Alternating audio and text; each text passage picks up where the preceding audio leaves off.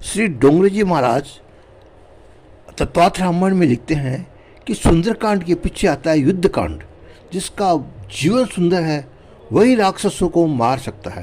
काम राक्षस है, क्रोध राक्षस है, लोभ राक्षस है, मोह राक्षस है। युद्ध कांड में राक्षस मरते हैं। कितने लोग ऐसा समझते हैं कि काम, क्रोध इत्यादि विकार राक्षसों का विनाश होने के पश्चात भक्ति आती है। अंदर विकार है तब तक बराबर भक्ति होती ही नहीं। विकारों का नाश होने के पश्चात ही मैं भक्ति करूंगा, ये कल्पना नितांत विकृत है, ये अज्ञान है। भक्ति करोगे तो विकार भी धीरे धीरे हटेंगे। विकार जड़ से जाते ही नहीं है। काम, क्रोध आदि विकार अंतिम जन्म में भी होते हैं, अति सूक्ष्म रूप में होते हैं। सत्य भक्ति करोगे तो विकार घटते जाएंगे। भक्ति महारानी के दर्शन होने के बाद रावण मरा। भक्ति धीरे धीरे बढ़ाओ, फिर देखो विकार वासना घट जाएगी। धीरे धीरे इनका विनाश होता जाएगा। जब तक भगवत स्वरूप में आसक्ति न बढ़ाओ तब तक संसार में की आसक्ति छूटती नहीं, वासना मरती नहीं। वासना के 6 दोष है: काम, क्रोध, लोभ, मोह, मद और मत्सर। अज्ञान से उत्पन्न हुए हैं। राम जी के 6 गुण हैं: ऐश्वर्य, वीर्य, यश, श्री, ज्ञान और वैराग्य। राम जी के एक एक सद्गुणों को मनुष्य स्वयं के हृदय में उतारे तो वासनाओं को एक एक दोष नाश होता है। भगवान में पूर्ण तन्मयता होने से सद्गुण जीवन में आते हैं। पराभक्ति दर्शन हो तो भी वासनाओं का नाश होता है। सुंदरकांड में जीवन भक्तिमय बनाया, पीछे युद्ध कांड में राक्षसों का विनाश किया। युद्ध कांड के पीछे आता है उत्तरकांड। युद्ध कांड में राक्षसों का मन हो तो उत्तरकांड जीवन मंगलमय होता है।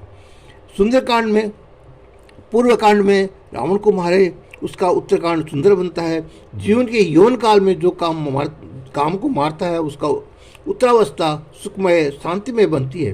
जीवन में पूर्वार्ध में धीरे धीरे स्वयं को बढ़ाकर जो राक्षसों का संहार करता है उसकी उत्तरावस्था में ज्ञान और भक्ति प्राप्त होती है। जब सूक्ष्म वासना का भी नाश हो जाए तभी आत्मा राम विराजते हैं। भगवान के परम धाम में प्रवेश मिलता है, मुक्ति मिलती है। रामचरितमानस में के उत्तरकांड में काकभूषणी और गरुड़ जी के संवाद की कथा आती है। उत्तरकांड में ज्ञान भक्ति मधुर सन्मय किया है। भूषणी ने लोमस मुनि के साथ प्रसंग गरुड़ जी को सुनाया।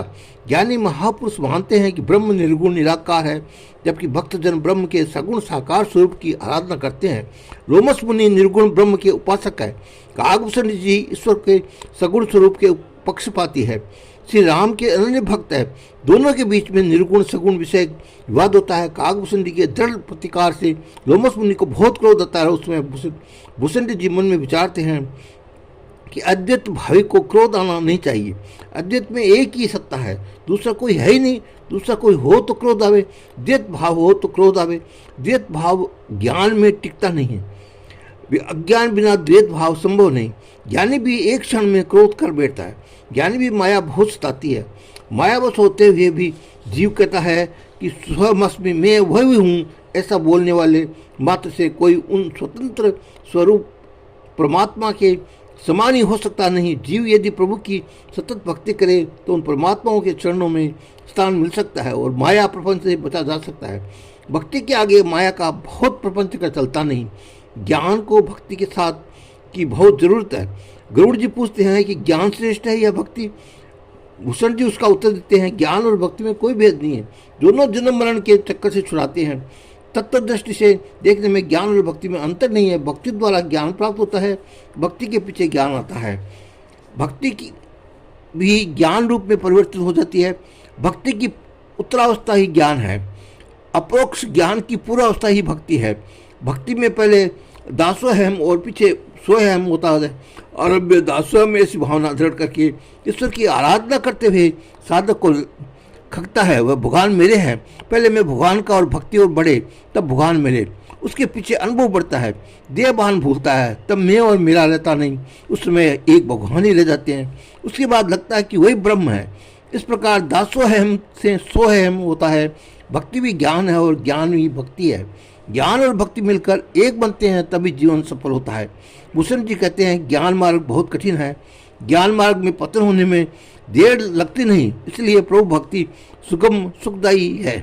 ज्ञान भक्त मार्ग अति दुर्गम, केवल मुक्ति मिला दिलाता है। भक्त को केवल मुक्ति की इच्छा नहीं होती, उनकी प्रभु के चरणों में स्थान प्राप्त करने के, प्रभु के नित्य सेवा में रहने की इच्छा होती है। भक्त को भी वही परम पद होता है जो ज्ञानी को प्राप्त होता है। अनिश्चित भक्त को केवल मुनि मुक्ति की इच्छा नहीं, भक्त तो प्रभु चरण भरत जी के तरह मांगता है। भक्त भगवान के चरणों में रहने की इच्छा करता है। प्रभु तो वह मिल गया। भक्त और भगवान अलग नहीं है। भक्त और भगवान से अलग रह सकता नहीं।